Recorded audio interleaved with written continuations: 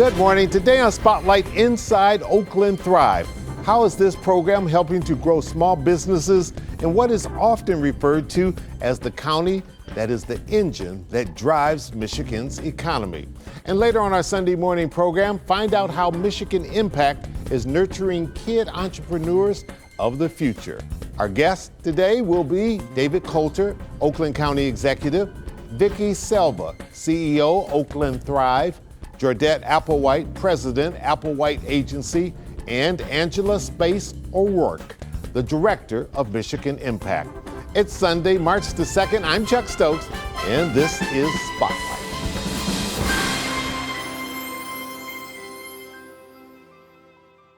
Oakland Thrive. What is it? How old is it? And why was it founded? Yeah, so Oakland Thrive is our effort. It started in COVID. It was born of COVID, one of the silver linings to me of COVID, when all of our small businesses were struggling so badly. And yes, we gave them direct grant money to help them keep the doors open and make payroll, but we knew that we needed to give them more. We wanted to give them services that could help them sustain during COVID and then thrive after, not just survive, that added but thrive. Boost. Yeah. And that's where the name came from. Okay, you survived, now we want you to thrive. And so we used our American Rescue Plan dollars to stand up an organization, 9 consultants at the time, that would be embedded in communities around the county to literally go knock on doors and talk to small business owners and say, what do you need? And it could be anything. It could be marketing, finance, access to capital, whatever it was that their particular need was, we're here to help you. We want to connect you to the resources you need. And in particular, I want to say, we have a focus on women-owned, minority-owned, and veteran-owned businesses. Not exclusively. Any small business can contact these folks. You are president of Oakland Thrive. First of all, how'd you get roped into that? Because you spent time in Wayne County, you spent time in Oakland County, and you spent time in Macomb County. Right. I'm a well-rounded out individual. True representative of the region. That's right. In previous roles, I've worked with small businesses all my life to help get them opportunities and get them prepared for contracting and opportunities. And I myself have been a small business owner. My mother raised us on a small business. My husband was a small business owner. So it comes very natural to me. And I'm very familiar with how hard it is to be a small business owner. And so when they gave me a call and asked me to come help stand this up, I was very excited to do that. It's such an important part of the economy and neighborhood building and business building, economy building to strengthen the small business. And from there, our team will determine what they need and what kind of expertise they need. Are their taxes in order? Are their books in order? Do they have marketing issues? And so then we will connect them either with our training workshops or we will connect them with our paid professionals that we've created a network to support the small businesses. Ms. Applewhite, your agency is named after you, the Applewhite Agency. What is it and how did you get involved with this? So the Applewhite Agency is a strategic marketing consultancy, and we help small businesses that may be experiencing frustration with growing in their market or may need help developing their marketing approach. And so we really craft out a very clear where to play and how to win strategy so that they can dig in and dominate in their markets ultimately so that they can engage and attract and convert their customers. We oftentimes hear that small business is the backbone of America. Would you agree?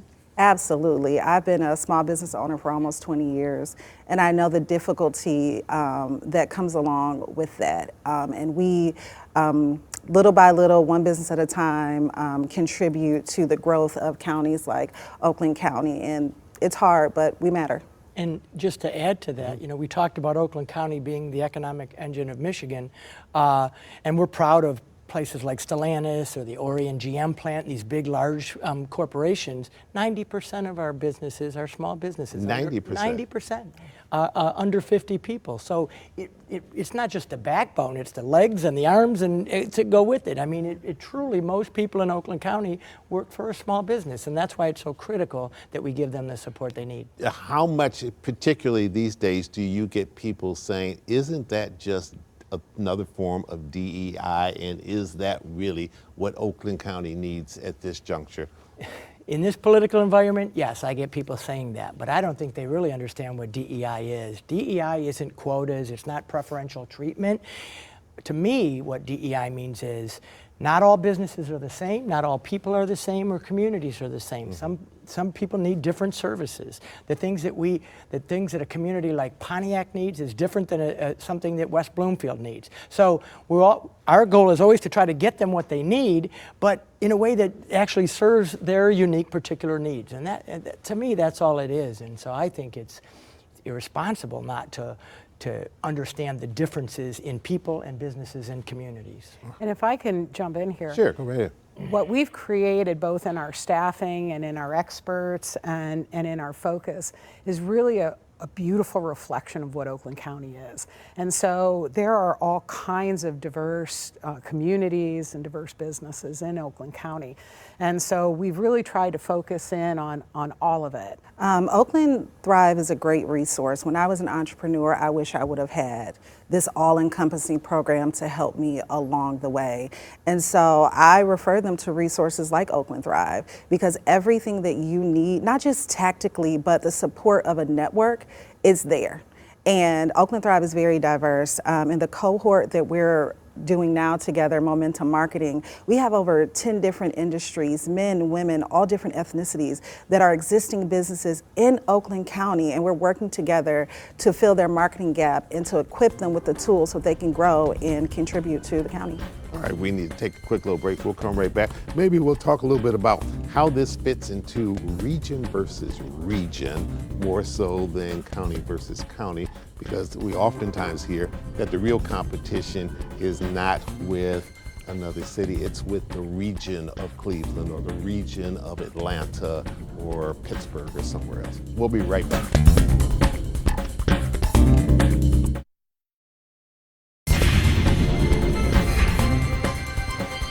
And welcome back to Spotlight. We're talking about Oakland Thrive, an innovative program smack dab in the heart of Oakland County and their seat of government there in Pontiac.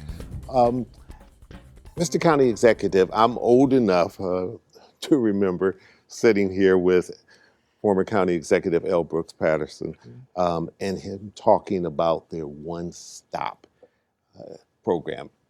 And he was proud as heck of that program, and rightfully should have been at the time.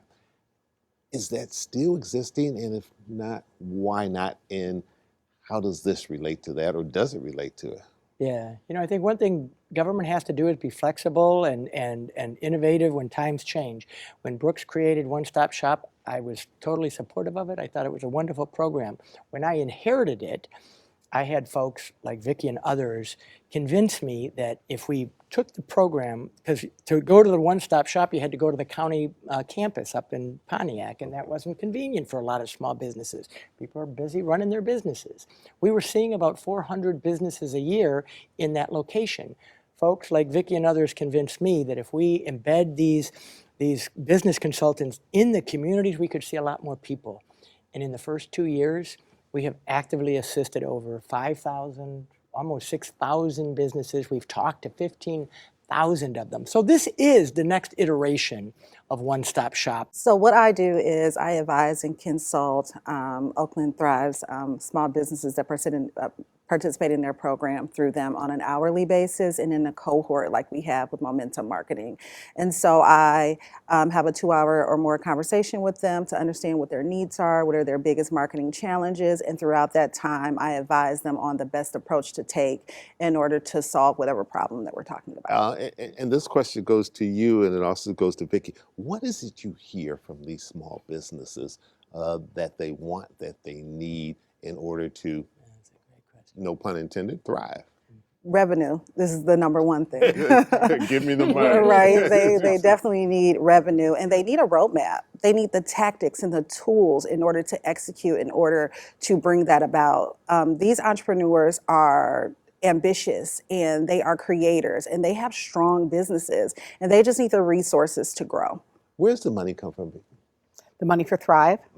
So we received our seed money from Oakland County, thank you very much, and the Oakland County Commissioners voted to give us the money to get us up and running and started. We are a 501c3 organization, and so to sustain, we are working through some business models and some donations and sponsorships to continue this work. Because remember, the American Rescue Plan dollars that we received were only for 3 years.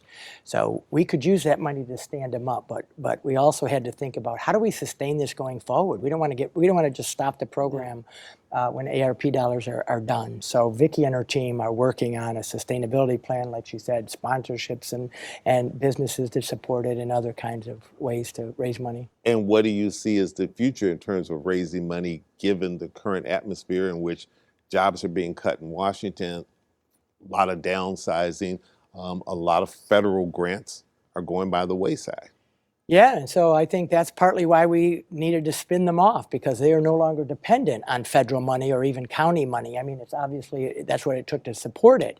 But going forward, they need to develop a broad range of financial support that can weather the cycles of whatever happens in Washington or even in county government. And let me say, too, that as unemployment goes up, entrepreneurs are going to also come up, because when you don't have a job, you have to raise some funds. And so a lot of business will be started, and all those businesses are going to need the support. You might have this fabulous skill. Say you're a wonderful hairstylist or colorist. It doesn't mean that you know how to do your books or get your taxes in order or be ready to go to a bank to ask for the dollars that you need. And so that's where we come in. We can really sit down with these companies, get them the resources, make sure their taxes are done. We have a great lender readiness program to help them understand what they need to do to be bankable, to be loanable. And so, you know, we cover the gambit of everything that a small business would need, not just to stand up, but really to move into a comfortable place in the economy. Southeast Michigan region versus other regions across the nation. Does this add to it?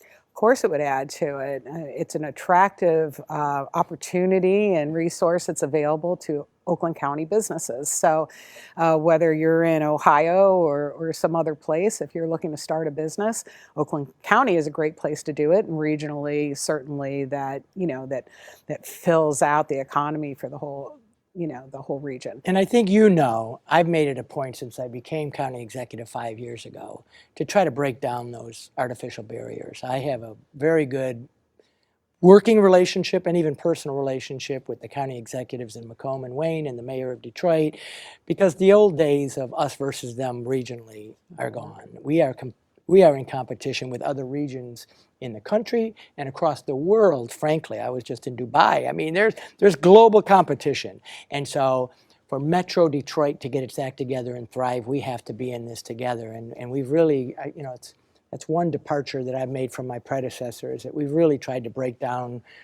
all those artificial barriers of 8 Mile and DeQuinder and all that junk, and just work together on. Yeah, if for no other reason, the competition is getting more and more fierce.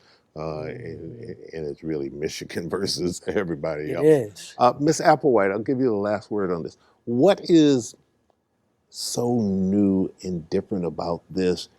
And do you see anything else even close to it going on in this region or anywhere else? I would say it's all encompassing. It's a one-stop shop in a lot of ways. Many of the entrepreneurs are going to Oakland Thrive for many things.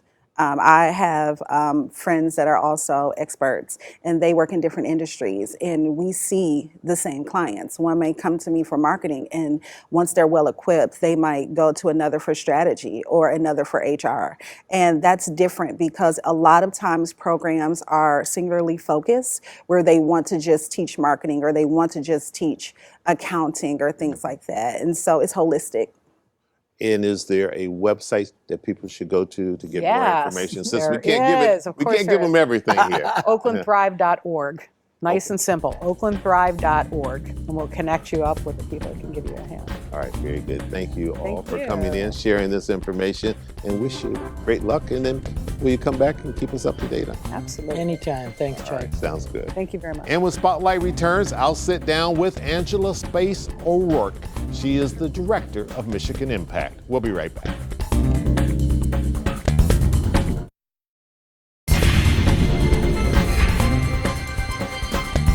And welcome back to Spotlight. Joining me now is Angela Space O'Rourke.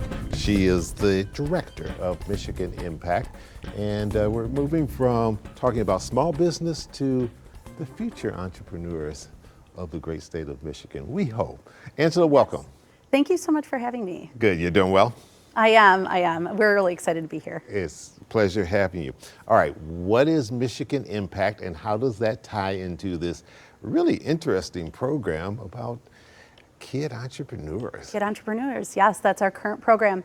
Michigan Impact was founded in 2023 by a couple that live in Michigan, that were born in Michigan, worked in Michigan, and they wanted to use some of their wealth to impact the youth of Michigan.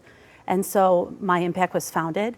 We provide simple projects and programs that really promote traditional skills, entrepreneurship, and growth for Michigan youth. Okay, and what ages are we talking about? Is there a set age or?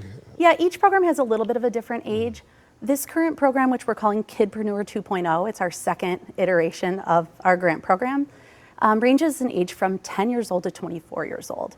And any of those students who fall into living in Michigan full-time and also that age range can apply for funds to grow a new business, add on to a business that they currently are working on, or create a new product or service for their community. So Angela, what kind of money are we talking about? And a little bit I'll ask you about some of the different businesses that have been founded, but let's start with what kind are we talking about in terms of money? Yeah, so grants can be made up to $50,000 on a rolling basis. Our board of directors looks at each applicant that comes in and really looks at them holistically in what they're attempting to do, how they're trying to grow their business, and how it will impact their community. And the board will then vote on applicants. They will become finalists, and then from there we will select grantees based on just how much they will be able to grow their business based on their entrepreneurial spirit, sometimes based on their location and their business idea in general.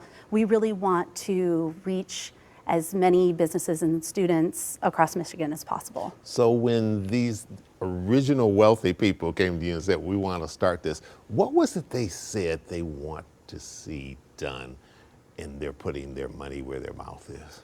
Right, so a private family foundation is just that, a couple who has decided they want to use their wealth for good. And that was their goal. They are a nurse and an engineer by trade. They lived a very modest life throughout their adulthood, and they are interested in seeing traditional skills preserved and also innovation in the state of Michigan. Did they want to remain anonymous? Do they have names? They do. Yeah, it's a private family foundation, so in general, they remain anonymous. They do sit on the board. And they don't want the attention on them. They want the That's attention exactly on, right. on what their money is doing. That is exactly right. The focus is on the foundation and its impact on Michigan, and certainly not on the founders. What are some of the businesses that have been founded?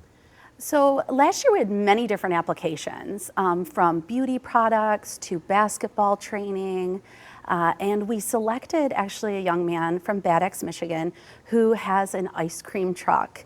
Okay. It is an ice cream truck that he travels to concerts and local community events and provides ice cream for his community. And with his funds, he is preparing to upgrade some of his equipment, do marketing, and basically get out into his community and be able to go to more events and make more profit for this coming year. Good for him. All right, we're going to take a little quick break here, give you a chance to get a little water and catch your breath, and we'll come right back with a few more questions.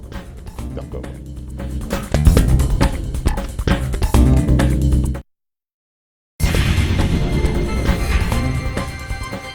Angela Space O'Rourke. She is the director of Michigan Impact. All right, you've given all this great information. You've gotten young people out there excited. I'm sure a lot of them have some great ideas and some businesses they would want to start, or businesses they've already started and want a little bit more money to go along with it. How do they apply? To apply for any of our programs, including the Kidpreneur program, they want to go to our website, which is as in Michigan, mi-impact.org. Our website is very user-friendly, and there is a current programs button. They click on that. They can see any current program we have listed and then apply. Our application process is very simple, and we try to streamline it for Michigan youth. They fill out some demographic information, and then they upload a one-page resume, a one-page business plan, and then a one-page budget, including what they are requesting in funds. Yeah. There are lots of other programs too? Yeah, we are running about 4 programs a year, so a winter, spring, summer, and fall.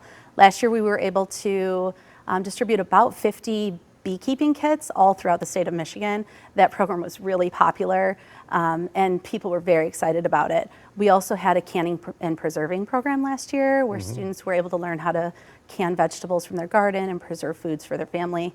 This year in the spring, we'll be doing a chicken coop project where we'll be providing chicken coops and chicks to youth around Michigan, and then moving into a sewing program and also a Wilderness Survival 101 program for the fall. What do you hear back from young people who have been recipients of these grants? Just pure excitement. The projects are fun, so learning something new is fun. And generally speaking, we accept people into our programs with modest incomes, and so their parents might not be able to afford the project program materials. And so they are so grateful to have the opportunity to become a beekeeper or to learn how to preserve food for their family. And so it is pure excitement. We receive a lot of emails and pictures and videos of the students just really enjoying their learning process. And what do you think the chances are that these young people at such a young age starting a business will be our future business leaders of tomorrow? That's the hope, right? That if we invest in Michigan youth and that we believe in them and we tell them that their ideas are important and that their ideas are strong, that they'll move forward and that they will become future leaders of Michigan. Best of luck. We'll get you back. Thank you so much for having us. It's certainly our pleasure. And I'm Chuck Stokes. We'll be back next week with more newsmakers in the spotlight. We hope you have a great week.